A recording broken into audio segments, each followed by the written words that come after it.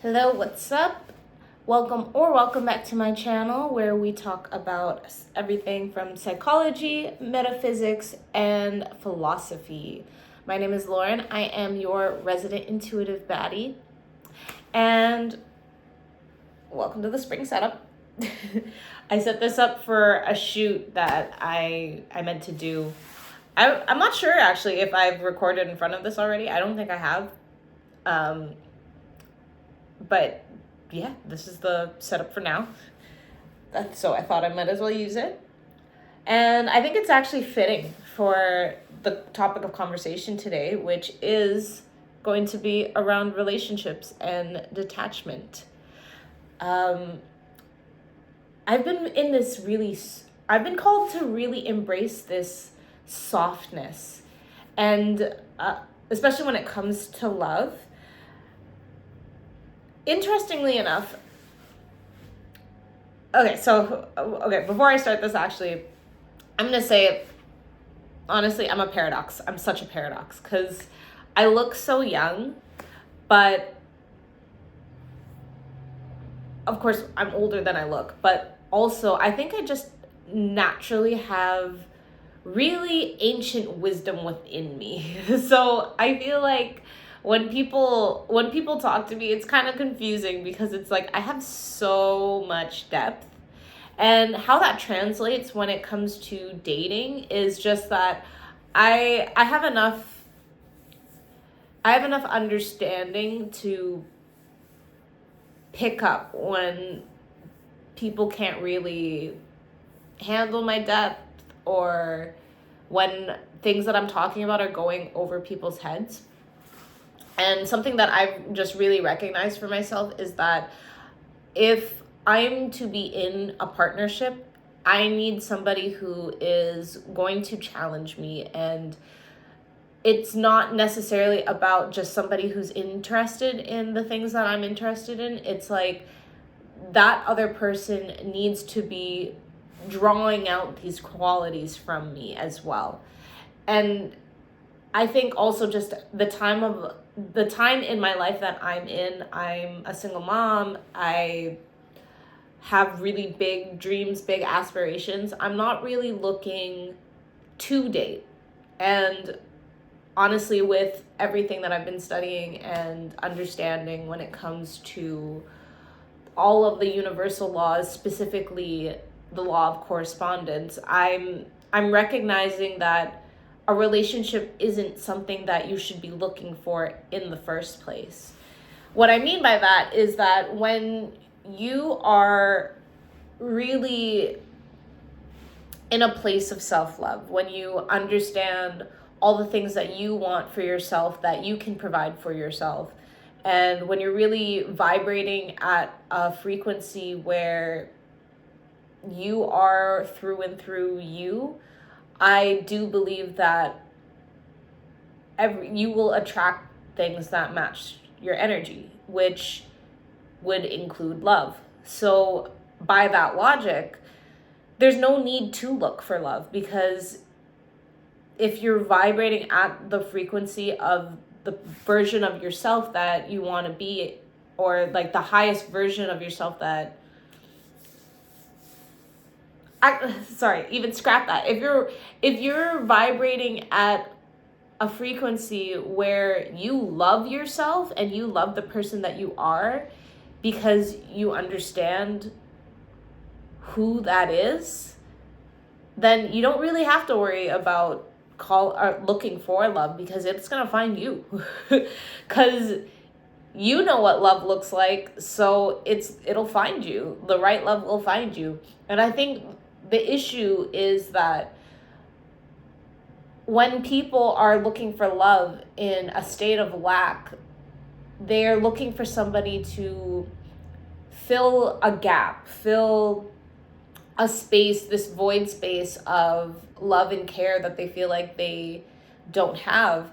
And the issue with that is that if that's how you feel about yourself, like if you feel that you are lacking love, then you're going to attract somebody who matches that, wherein they will also not really be in it for the right reasons. They're looking for somebody to also fill the gap. And I think this is why a lot of people run into problems later on, is that I think a lot of people start relationships to fill a void, to have something that everybody else has, or to just have that experience. But later down the line, the trap of that is that it's not enough, because at the end of the day, if you don't know how to fulfill yourself and you're expecting it from this other person, then reciprocally,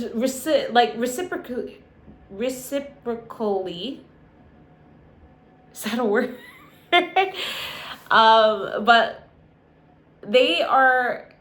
it's just like, if there's an imbalance within yourself, that other person is going to reflect and exacerbate that imbalance. So I think that's what happens for a lot of people, is that they get into relationships because they want one. They want to have that companionship. They want to have somebody that they can name and feel as their person. But if you don't know what you want, how can you expect somebody else to know to give you what you want? You know what I mean? I had an encounter with somebody yesterday, and I think I asked him something like, because I asked him what he wanted, and I think he said that he said something like he just wants to be happy. He just wants to have the freedom to do whatever he wants to do. So then I did what I do, and I dug deeper. I asked him, what does that look like? Like, what does that look like for you? And I find this with a lot of people, is a lot of people have the desire for freedom, and they have a desire for a certain energy, but at the same time, they don't really know what that even looks like in their life. So, for example, it's like this guy, I was like, okay, like, what do you like to do when, like, what do you do in your life right now that gives you that type of joy and freedom? Like, what is something that you do now that you can scale? And it was really interesting, because, like, I think he said something about basketball, and then I was like, all right, so something that might be a part of a dream life for you is being able to sit courtside whenever you want. So it's just like, I spent a lot of the conversation with this guy just kind of reframing his mind. And that's another reason why I know that, like, I'm like, there's nothing there, because it's like, in a relationship, I cannot be I can't be actively changing your mind. It's like, if you're in a relationship with me, you have some sort of idea of these concepts and what that is for you. And I think also when we go out and try to meet people, I think a lot of people have this tendency to abandon what they are having something to look for, in a sense. Like, I really just feel out the vibes, and it's just one of those things where when I look at somebody long term, it's like, what I look at is this person going to help me grow, in the sense, are they naturally, just by being, enhancing things within me that are authentic to me, and just bringing out more of me? Or does it feel like I'm going to be giving in order to make this work? Or it's like, is this like a thing where I'm going to be teaching them? There we go. Or am I going to be the teacher alone, and they're just going to be learning from me this whole time? because what it should be, what it really truly should be, is an equal give and take of you learn something from me and I learn something from you. But if the lessons aren't expansive, and if they are kind of repeating a cycle that you know that you've already overcome, then you should just know that that's not for you, and you need to get over the feeling the need that you have to be in something. There's a level of trust, and I know a lot of people don't like to hear that, especially and I think this is especially hard for a woman. If you don't know, for myself, I had a kid and I was married. And what I realized about that is that it happened in part because, or like one of the reason it didn't work out is because the intention, or the relationship, was almost based in a subconscious intention to start a family. And it's like, once I had the family started, that's when I started to realize that the relationship wasn't serving me, in the sense that I wasn't being my most authentic self. There was a suppression of my spirit that I realized that I needed to prioritize.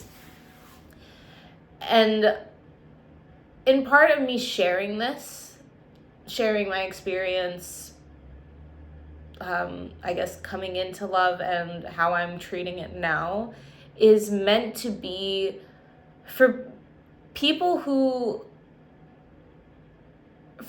might fall into that same trap. Because again, being a woman, being somebody with a biological clock is tough, because especially if you have the goal of wanting a family, then you're against the clock, and that there's a subconscious understanding that, or illusion, that you're gonna run out of time, and that you need to find whoever the person that you're going to have children with as soon as possible, so that you don't miss that chance. And then once you, like,